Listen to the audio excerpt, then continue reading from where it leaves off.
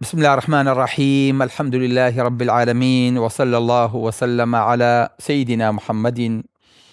وعلى آله وصحبه أجمعين.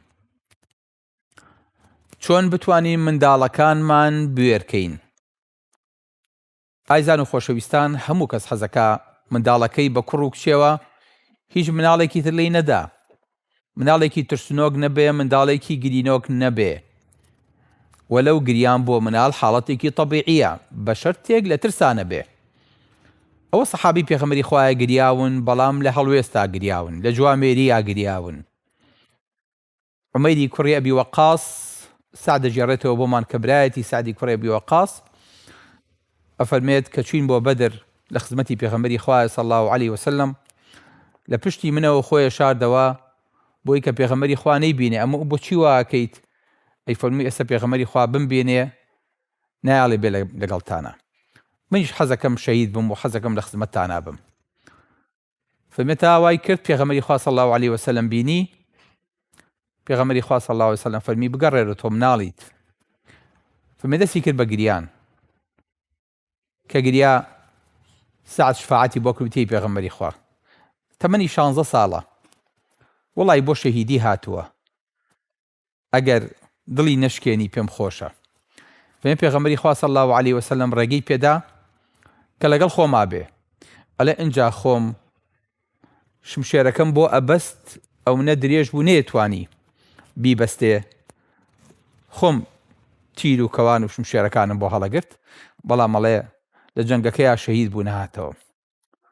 ئێمە زۆرجار بە مناڵی مەگری، گریان عەیبە بۆ پیاو ناگری، پیاوە گری، وەکو چۆن عومەیر گریا. بەڵام بۆچی گریا؟ بۆ تەتکە و بۆ یاری و بۆ نەستەلە و بۆ مۆبایل و بۆ شتی دنیایی گریا نەخێر، بۆ شتێکی زۆر گەورە گریا کە مناڵ لێی ڕاکات بگرە گەورەش خۆی ناوێرێ با لەو مۆقیفانە کابینەی ساکەنەکاتی ڕوبەڕووبوونەوەیە. بەڵام پێغەمبەری خوا صلی الله علیه وسلم ئەو گەنجانە و ئەو مناڵانی کە بە دێورێەوە بوون بە شێوەیەک پەروەردە کردبوون، هەر هەموو جیانیان غیرەت بوو، هەموو جیانیان ئازایەتی و جوامێری و مەردایەتی بوو، کە ئەمڕۆ زۆر پێویستمان پێیەتی بۆ ئەوانەی کە کوردایەتی یەکەن و بۆ ئەوانی دینداری شەکەن، لە هەموو کاتێ زیاتر و لە هەموو کاتێکیشا پێویستمان پێیانە بەم جۆرە پیاوانە. عەبدوڵای کوڕی زوبەیر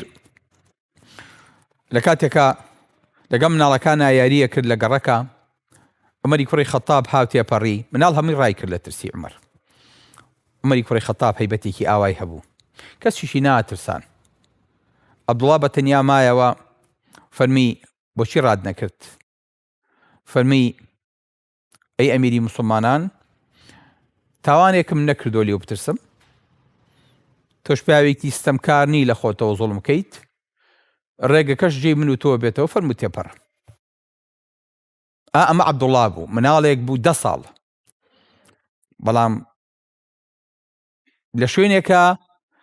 کە شایانی بوێریە دان بە خۆی ئاگرێ ئەگەر هەموو جێیشەکەش پشت هەڵکەن و بڕۆن. بۆیە باوکی ئەمەی فێرکرده بوو لە کاتێکە لە جەنگی یەرمووکە موسڵمانەکان خۆیان کۆ کردەوە بۆ ئەوەی کە هێرش بەرن، وتیان زوبەیر ئادەی هێرشێک بەرە با بە دوا تابین، وتی ئاخەرە تەرسم درۆ بکەن، هێرش بەرم و کەس بە دوامانەیەت، وتی بەخوا بڕۆ هەتا سەر ئێسقان لەگەڵ تانین. فەرمێ زوبەیر سوار ئەسپەکەی بوو، عەبدوڵای کوڕی بە 10 ساڵی خستە پشتیەوە، ئەم سەری سەفەکەی شەق کرد تا ئەو سەر بردی، لەو سەری شەوە گەڕایەوە.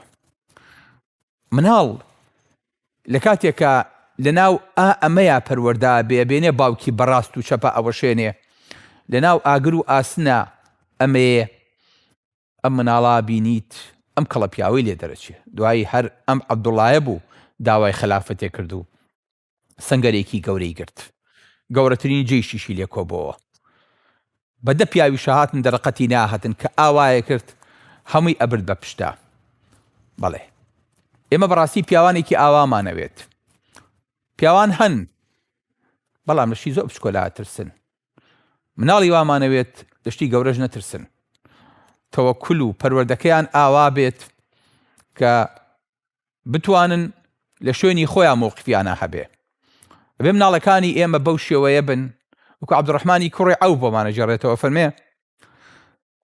لە جەنگی بەدرا پیاو حەزەکات دایمە 4-5 پاڵەوان و حیمایە و بەدیگاردی لەگەڵا بێ ئەڵێ من کە سەیرم کرد دوو مناڵ لەم دیو من بە قورعان وەزەکە زۆر خراپە تێکیان ئاوای لێ کردم تی مامە وتم بەڵێ تۆ کامە ئەبوو جەهلە دیارەمانە خەڵکی مەدینە بوون ئەبوو جەهلی مەکەیان نەناسیوە تێویتی شان وای لێ کردم تی مامە ئەوە کامە ئەبوو جەهلە تم کوڕم ئەبوو جەهلتان بۆ چییە تیاخر بیستومانە قسەی بە پێغەمبەری خوا وتووە صلی الله علیه وسلم سەیری ئەم دوو مناڵە مەعاذ و مەعەوەذی کوڕی ئەفرا ئەم هەموو قفیان چۆن هەڵگرتووە کەسێ قسەی بە پێغەمبەری خوا وتووە صلی الله علیه وسلم ئێستا فرسەت هاتۆتە پێشەوە تۆڵی لێ بکەنەوە وتم ئەو پیاوا بێنن لە بینی ئەو کۆمەڵە خەڵکەیە حمایەتی ئەەکەن وتیان بەڵێ ئەڵێ قسەکەم تەواو نەکرد هەڵیان کوتایە سەری ئەلێ بەشم شێرەکانیان شل و کوتیان کرد دوای هاتنەوە بەلای پێغەمبەری خوا صلی الله علیه وسلم ئەو وتی ئەی پێغەمبەری خوا مەعاذ وتی پێغەمبەری خوا من کوشتم ئەویتیش هاتەوە مەعەوەذ وتی پێغەمبەری خوا من کوشتم پێغەمبەری خوا شمشێرەکانی بینین هەردووکیان فەرمی بەل کیلاکوما قەتەلتوما هەردووکتان کوشتان پێغەمبەری خوا دڵی کەسی نشکان هەردووکتان برتانەوە هەردووکتان سەرکەوتوو بوون هەردووکتان پێکاتان مناڵێکە ئیساکەنە عەبدوڕەحمانی کوڕی عەوف خۆی بە مەغدوورە زانی لە بینی ئەم دوو مناڵەیە بەڵام موقفەکەیان هی ئەوەیە تا تەریخ هەیە بیجەڕێتەوە جارێکتر ئەم مناڵانە دروستە بنەوە بۆ ئێمە مناڵی ئاوا بوێر مناڵی ئاوا گیان لەسەر دەست مناڵی بەغیرەت هەر لە خۆتۆ تۆ نازانی ئەم مناڵە چێ بوون بەس دە خۆتۆ خۆشتەوێن مناڵەکە دێتەوە لە ڕێگە کەوتووە تۆزێ تەڕ بووە جانتاکەی دڕاوە مناڵی تر لێیاوە پارەکەی لێ کەوتووە هەر لە خۆتۆ خەفەتی پێ خۆیڵی وەڵای خۆزگە کوڕم تۆش تۆزێ وزەیەکە تیا بوایە بوتوانێ ئایا مێشێ لە دەمی خۆ دەرکەی بەخوا کەس مناڵی وای خۆش ناوێ بە ئێمەشەوە بۆیە بێت مناڵەکانمان بە شێوەیە پەروەردە بکەین غیرەتیان پتیا بنێژین غیرەتیان تیا دروستکەین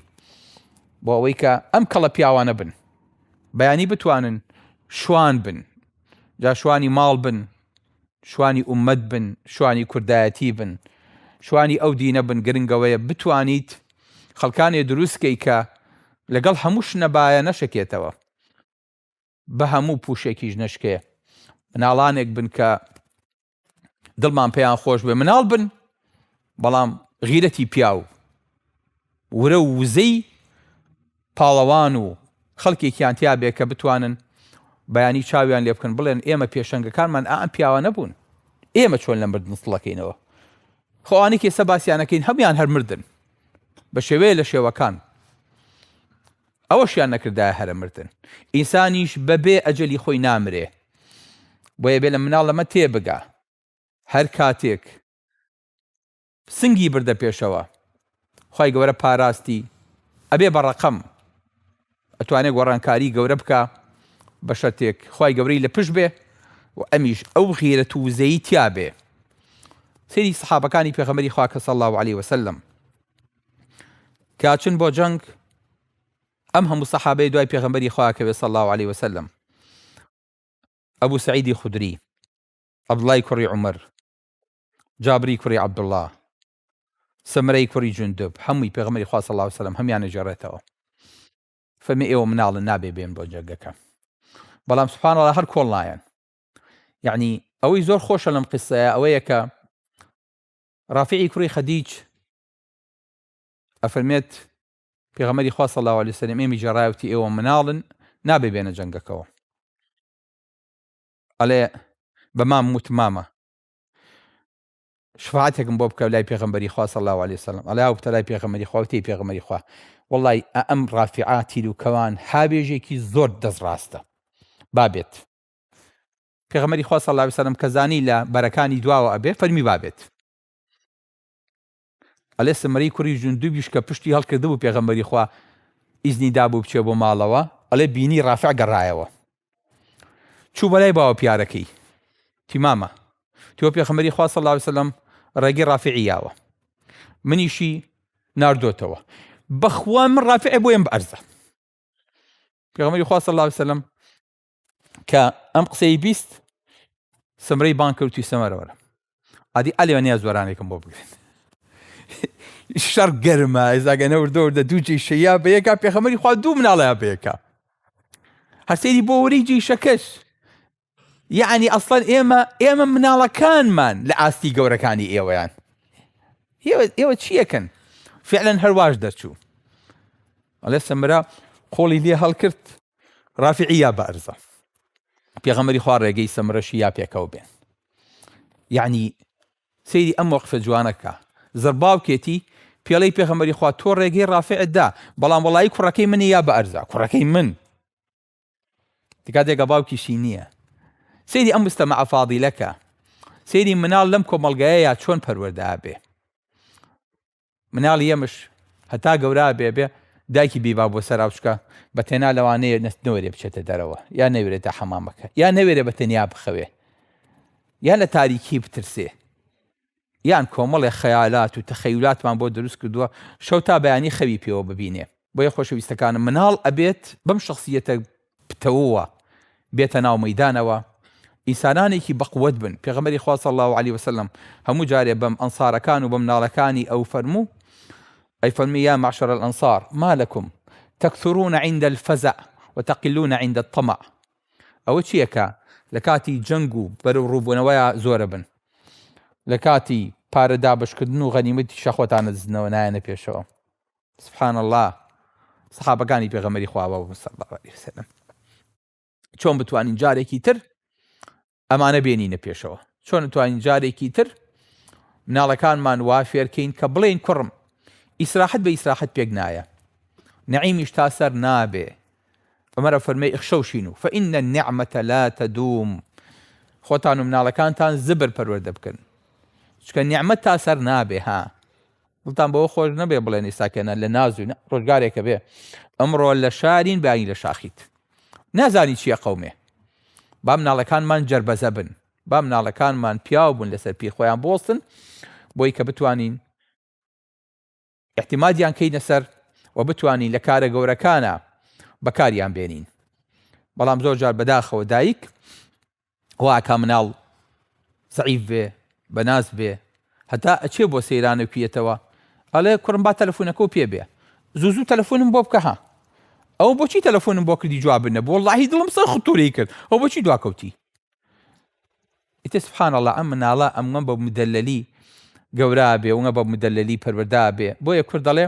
دایک هەتا زیندووە مناڵ هەر بە مناڵە بینێ هەر بە چاوی مناڵ سەیرێکە قەت دای گەورە نابێ کوڕم ئاگالۆ خۆ بێ کوڕم وا بکە کوڕم وا بکە بەڵام ئەگەر باوک مرد ئەڵێ کوڕ باوکی نەبینی دەبێ بە میری قسێ زۆر زۆر جوانە بۆیە کە باوک نامێنێ یەکسەر مناڵ ڕۆڵی باوکە جێڕێ بۆیە زوو پێگا حتا سیان لە کەڵە پیاوانی سەرمەسەبەکانی ئێمە لە شافعی و لە ئەحمەد و لە مالیک باوکیان نەبوو دایکیان پەروەردەیان کردوون هەروە بوون بۆچی لەبەرەوەی کە یەکسەر مناڵ هەڵەسێت تەقەموسی دەوری باوکەکە چکە باوک نەما نازی باتێ و باوک نەما ئیشی بۆ بکە مناڵەکە هەڵەسێ ڕۆڵی باوکە جێڕێ ئێستاکەنە چۆن بتوانین لە ژیانی خۆمانە ڕۆڵی باوک بین بە مناڵەکانمان و پێیان بگەێنین و دایکەکانیشمان ئەو شێرە ژنە بن کە بتوان کەڵە پیاوانێکی ئاوام بۆ بخەنەوە وەکو کردەواری ئەڵێ هەتا دایک نەبێ بەدایەن مناڵ نابێ بە پیاو. سلام علیکم ورحمة الله وبركاته.